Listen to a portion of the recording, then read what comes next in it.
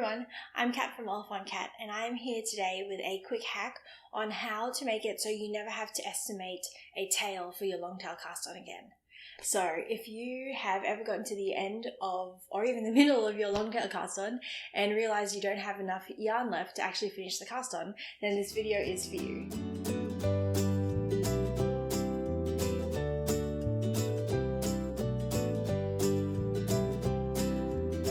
So what you're going to need for this are the needle that you want to cast on with, as well as the yarn, and you actually need a second strand of yarn that's the same as the first. If you don't know how to use two strands at once, we'll go over that at the end, but for now I'll just show you how to get started. So you begin by making a slip knot like normal, and just leave a tail on this that is as long as you would leave for any other non-long tail cast on. Then insert your needle into the slip knot before you pull it tight, and also insert the second strand of yarn into the slip knot as well.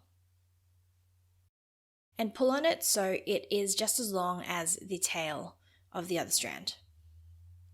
Then you're going to want to hold both of those tails quite tightly in your right hand with the needle, because one of them will have a tendency to slip around a bit for the first few stitches. Then pull your slip knot shut, and that's it, you're ready to go. This is your first stitch like normal, and it should look familiar if you're used to doing long tail cast-ons. Just put the strands around your fingers and go to town.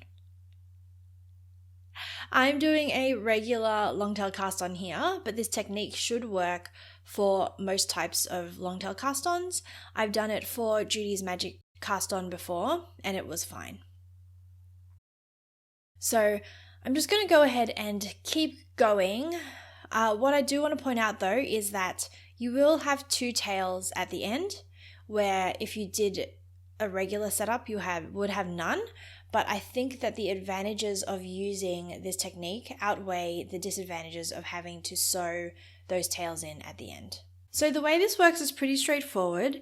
It's just that because you are pulling the second strand from a second source rather than from a tail that you have estimated, you're hardly ever going to run out of yarn, the yarn that's around your thumb.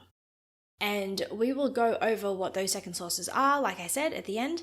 But for now, I'm just going to finish this cast on, and then we'll jump back in when I get to the end and I'll show you how to finish the cast on and keep going with your knitting. So I'm at my last few stitches here. And what you do when you're done is you just grab a pair of scissors and cut off the yarn that was around your thumb. And you just want to cut it off so that there's a long enough tail that you can weave it in comfortably at the end. And that's it. You've done your cast on.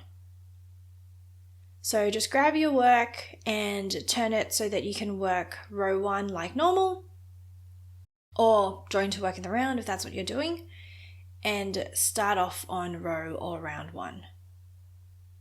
So I'm just doing some seed stitch here, but obviously you can do whatever you need to do for the pattern that you're working on.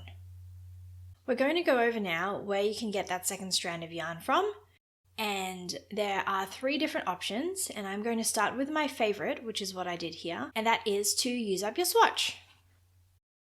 So here's my swatch that I made for this project, and what I did here was, instead of binding off the swatch, I just cut a tail that was as wide as the swatch was, and I threaded that tail through the loops of the last row of the swatch. And that way, if you want to use the swatch yarn later on, you can just pull that tail out from the loops, and it's really easy to undo the swatch. And so if you've made your swatch of any decent size, it's going to be enough yarn to do a cast on like this. And it works out really well because that way I don't feel like I'm wasting any yarn. The one thing that you do need to watch out for is that because you've already knitted with that yarn, and especially if you blocked the swatch, the yarn itself is going to be sort of kinky.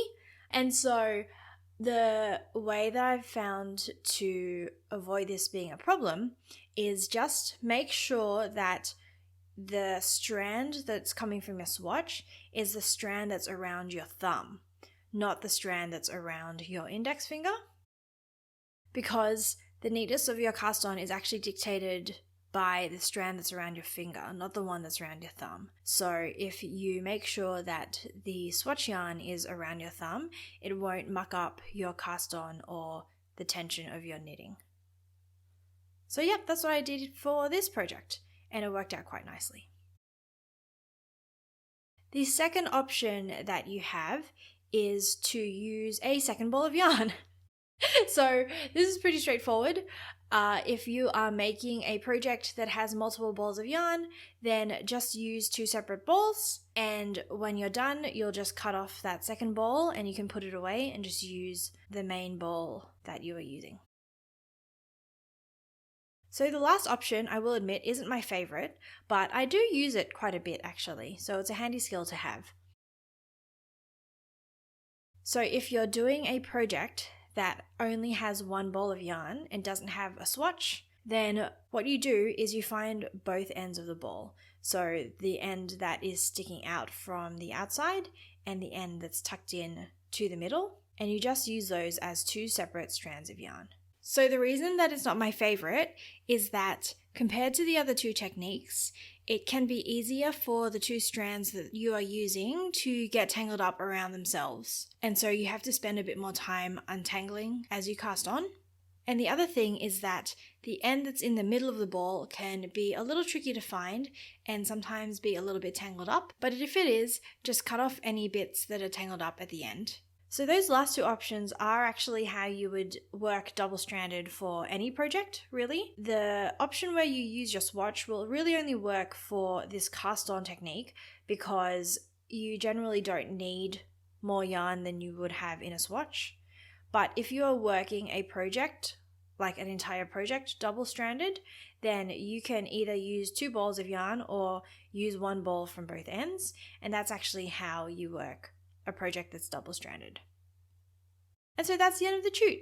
I hope that was helpful and that you never run out of yarn for your long tail cast-ons again. And until next time, I've been Kat from Oliphant Cat, and I will see you later. Happy knitting!